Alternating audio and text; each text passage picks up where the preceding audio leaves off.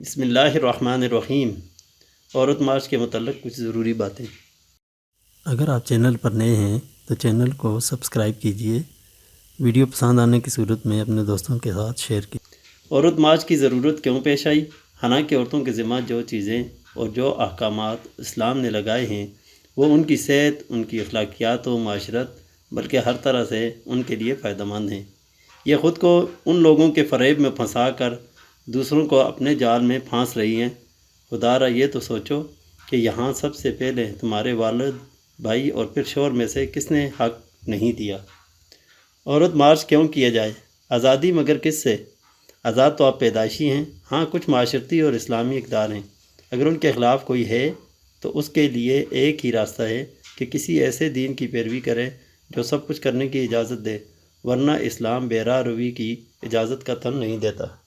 عورت مارچ کس کے کہنے پر کیا جا رہا ہے؟ ایسی کون سی مجبوری ہے کہ پاکستان جیسے آزاد اسلامی جمہوری ملک میں اس قسم کی گھناؤنی حرکت کی جا رہی ہے؟ یہ فحاشی کی راہ ہموار کرنے کے لیے اقدامات اٹھائے جا رہے ہیں۔ عورت کی حیثیت باہر کے ممالک میں۔ ان لوگوں نے صرف عورت کی آزادی دیکھی ہے، ان کی قربانیاں نہیں دیکھیں کہ کوئی بھی انہیں ایک آنکھ دیکھنا نہیں چاہتا۔ جو بھی اچھی لگی وقت گزارا، اس سے اچھی ملی پہلی کو ٹیشو کی طرح پھینک دیا۔ جو چیزیں باہر کے ممالک میں تباہی کا باعث بنی وہ آج یہاں لاگو کی جا رہی ہیں۔ کل کے پچھتانے سے آج ہی فکر کرو۔ پاکستان میں عورتوں کی حیثیت۔ یہاں تو والدین پال پوس کر بڑا کر کے اچھی تعلیم بھی دلا کر پھر اچھی جگہ شادی کروا کر بھی بری ذمہ نہیں ہوتے، بلکہ والدین کی وفات کے بعد یہ ساری ذمہ داریاں بھائی نبھاتے ہیں۔ جیسے کچھ لوگوں کو آزادی کی قدر نہیں ہوتی، اسی طرح ہماری کچھ ناسمجھ خواتین بہکاوے میں آ کر یہ سب کچھ کر رہی ہیں۔ دنیا کے بدلے آخرت کا سودا مت کرو۔ کچھ تھوڑا سا ہی غور قرآن پاک پر کیا ہوتا تو یہ نوبت نہیں آنی تھی۔ خدا را اپنی آخرت کی فکر کرو۔ یہ دنیا ایک سانس کی دوری پر ختم ہونے والی ہے۔ اپنی آخرت کو خراب مت کرو۔ یہاں تو سب ٹھیک ہے مگر اگلے جہاں میں ہر چیز کا حساب دینا ہوگا۔ جن کی پیروی تم لوگ کر رہے ہو انہیں آخرت سے کچھ لینا دینا نہیں۔ سورہ نور کی آیت نمبر 30۔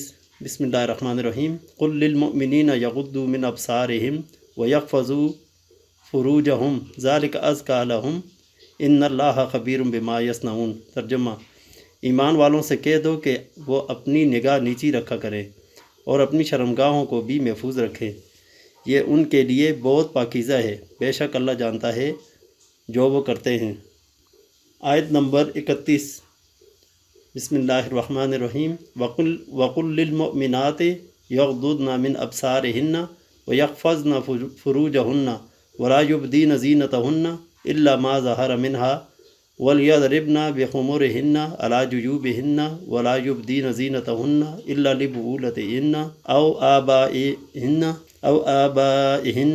أو آباء بعولتهن أو أبنائهن أو أبناء بعولتهن أو إخوانهن أو بني إخوانهن أو بني أخواتهن أو نسائهن أو ما ملكت أيمانهن أو التابعين غير أولي الإربة من الرجال أو الطفل الذين لم يظهروا على عورات النساء ولا يضربن بأرجلهن ليعلم ما يخفين من زينتهن وتوبوا إلى الله جميعا أيها المؤمنون لعلهم تفلحون۔ ترجمہ: اور ایمان والیوں سے کہہ دو کہ اپنی نگاہ نیچی رکھیں اور اپنی عصمت کی حفاظت کریں اور اپنی زینت کو ظاہر نہ کریں مگر جو جگہ اس میں سے کھلی رہتی ہے، اور اپنے دوپٹے اپنے سینوں پر ڈالے رکھیں اور اپنی زینت ظاہر نہ کریں مگر اپنے خاوندوں پر یا اپنے باپ یا خاوند کے باپ یا اپنے بیٹوں یا خاوند کے بیٹوں یا اپنے بھائیوں یا بھتیجوں یا بھانجوں پر یا اپنی عورتوں پر یا اپنے غلاموں پر یا ان خدمتگاروں پر جنہیں عورت کی حاجت نہیں، یا ان لڑکوں پر جو عورتوں کی پردہ کی چیزوں سے واقف نہیں، اور اپنے پاؤں زمین پر زور سے نہ ماریں کہ ان کا مخفی زیور معلوم ہو جائے۔ اور اے مسلمانوں، تم سب اللہ کے سامنے توبہ کرو تاکہ تم نجات پاؤ۔ تمام عورتیں اور مرد اس کی مذمت کریں۔ اب آپ اس سے اندازہ لگائیں کہ عورت کو کون سی قید میں رکھا ہوا ہے۔ ہاں البتہ یہ ان کے حق میں بہتر ہے جس طرح سے انہیں روکا جا رہا ہے۔ قرآن پاک تو ہدایت ہے غور کرنے والوں کے لیے، جن کا اسلام سے تعلق نہیں وہ اس پہ کیا غور کریں گے۔ میری گزارش تمام ان بہنوں کے لیے ہے جن کو اوپر تلاوت کی گئی آیات کا علم نہیں تھا یا کسی بھی وجہ سے وہ غور نہیں کر سکیں۔ خدا را اب بھی کچھ نہیں بگڑا، دنیا ہی میں سب کچھ معلوم ہو جاتا ہے، دنیا ہی میں سب کو معلوم ہو جاتا ہے کہ انہوں نے جس راستے کا انتخاب کیا وہ ٹھیک تھا یا غلط، مگر پھر انہیں مہلت نہیں ملتی کہ توبہ کر سکیں۔ اب آپ لوگوں کی مرضی ہے کہ آپ آخرت کی کامیابی کے لیے کوشش کریں یا پھر دنیا کے بدلے آخرت کا سودا کرتی ہیں۔ اس میں تمام مرد بھی برابر کے شریک ہیں جو اپنے گھر کی عورتوں کو اس گندگی میں گرنے سے نہیں روکتے۔ Thanks for watching.